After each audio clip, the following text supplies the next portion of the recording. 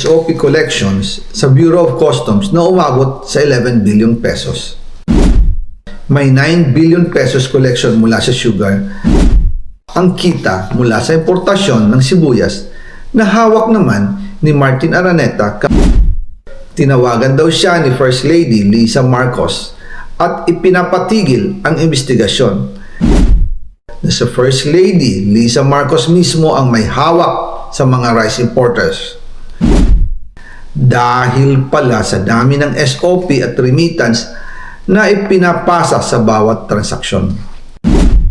Ang pinakamakapangyarihang pamilya pa mismo ang sangkot sa ganitong sistema.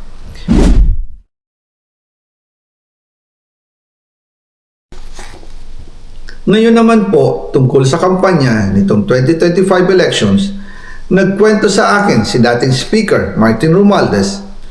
Kinausap daw siya ni PBBM sa Tacloban para tumulong sa gastusin ng mga kandidato mula national hanggang local candidates.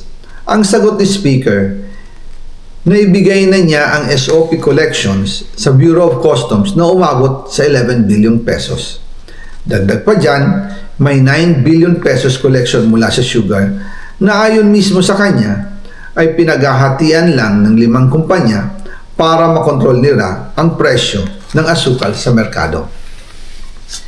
At iba pa ang kita mula sa importasyon ng sibuyas na hawak naman ni Martin Araneta, kapatid ni First Lady Lisa Araneta Marcos.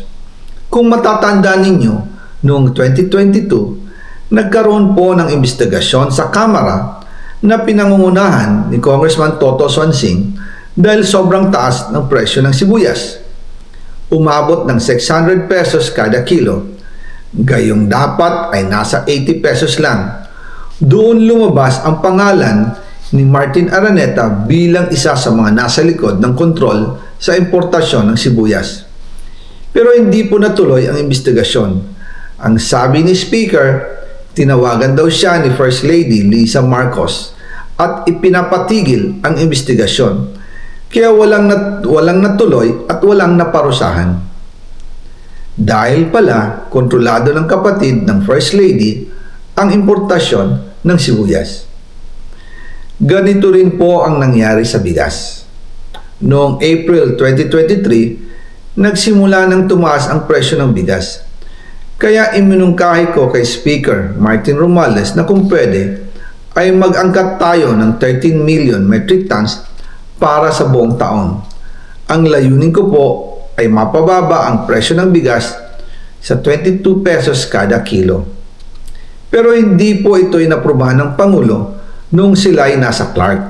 Dahil doon, sumipa ang presyo ng bigas na umabot ng 55 pesos kada kilo hanggang 2024. Noong 2024, kinausap ko ulit si Speaker Martin Romualdez na kung pwede makausap namin si Secretary Laurel Chu ng Department of Agriculture at Secretary Ralph Recto ng Department of Finance para maibaba ang taripa ng bigas mula 35% to 15%. Sinabi ko kay Speaker Martin Romualdez na kung pababayaan natin ang patuloy ng pagtaas ng presyo ng bigas at umabot ito sa 60 pesos kada kilo, siguradong magagalit na ang taong bayan.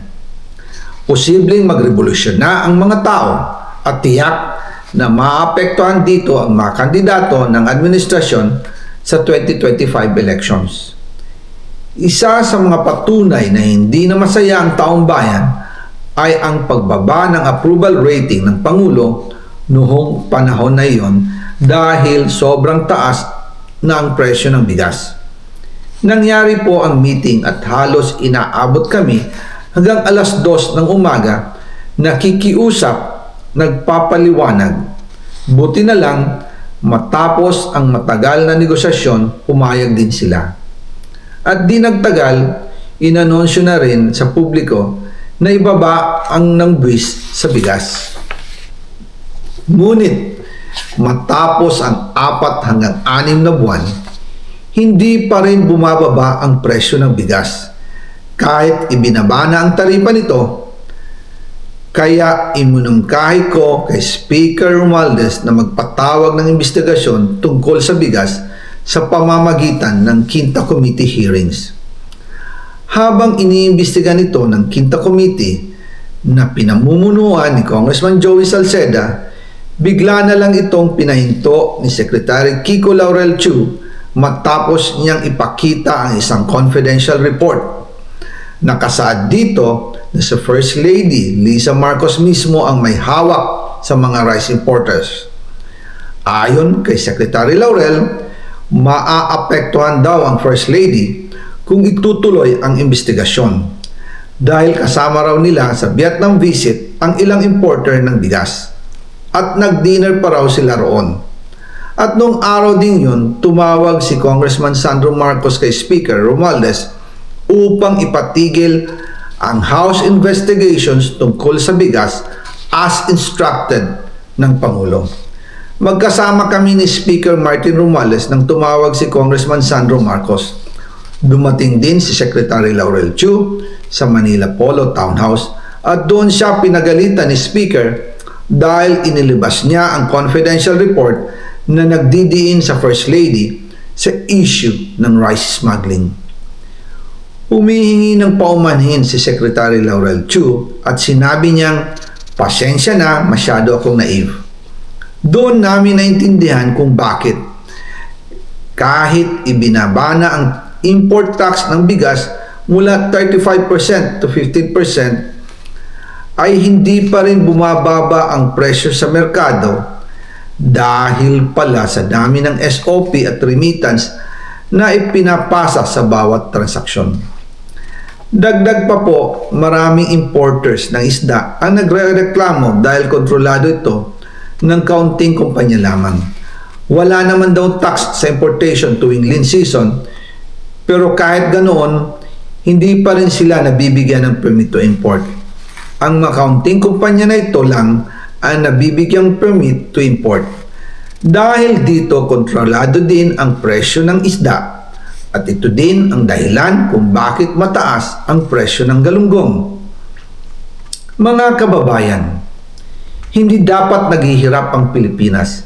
Hindi dapat ganito kamahal ang mga pangunahing bilihin tulad ng bigas. At higit sa lahat, hindi dapat nagugutom ang mga Pilipino. Wala silang malasakit sa taong bayan, lalo na sa mga mahihirap. Inaabuso ang kapangyarihan. Nagiging negosyo ang pera ng taong bayan. Masakit man tanggapin, pero ito ang katotohanan. Ang pinakamakapangyarihang pamilya pa mismo ang sangkot sa ganitong sistema. Mula sa Pangulo, First Lady, hanggang sa anak, sila mismo ang nagtatakda, kumukontrol, at nakikinabang sa mga transaksyon dapat sanay para sa kapakanan ng sambayanan. Hawak at kontrolado nila halos lahat ng ahensya, kaya nagagawa nilang itago ang katotohanan. Sa mga susunod na araw, marami pa po akong isisiwalat. Maraming salamat sa inyong oras at patuloy na pag-unawa. Naway, magising tayo sa katotohanan at sama-sama nating hanapin ang hustisya para sa bayan. Diyos mabalos po sa Indogabos.